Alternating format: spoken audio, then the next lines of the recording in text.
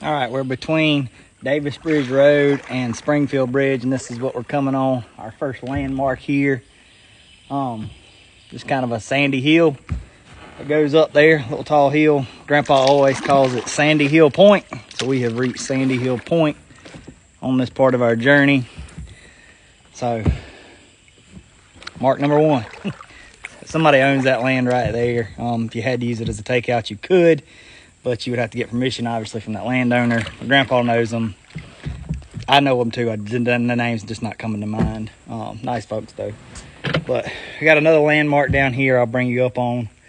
There's a hidden liquor still back in the woods in here too that's really old, from like the 30s or something like that, that I'm trying to keep my eye out for so I can show it to you. But one, it's old and it's very run down, and each year that goes by it's harder and harder to find because there's less and less of it. But if I find it, I'll show it to you. But other than that, I'll probably bring you back down when we get to Clear Lake. So not too much further down, you come across what we call Clear Lake. Main river's behind me, kind of forks up into here. There's a hunting club that owns this. Doesn't own the lake, but owns the adjacency to most of the river down here.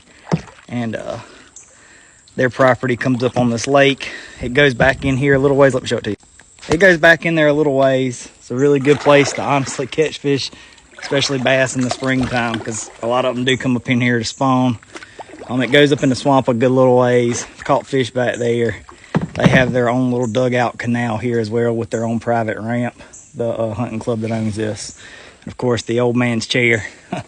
That's always at the end of these things. So call it Clear Lake. Somebody else might call it something else, but that's what we call it. Hell, down here to Clear Lake, a lot of times when we're john boat fishing, we come down here to Clear Lake, we fish it, and then we fish the river all the way back up to the ramp and then up above it a little ways, and then we call it a day, because that makes for a pretty good little couple hours of fishing down here on the Edisto.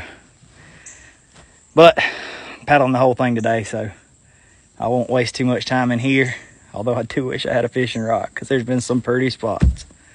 But come back on my next video, and I'll show you the next cool thing that I come across. I'll probably show you some river footage here soon too. So come back and see me. Y'all take care, Lord willing. I'll see you next time.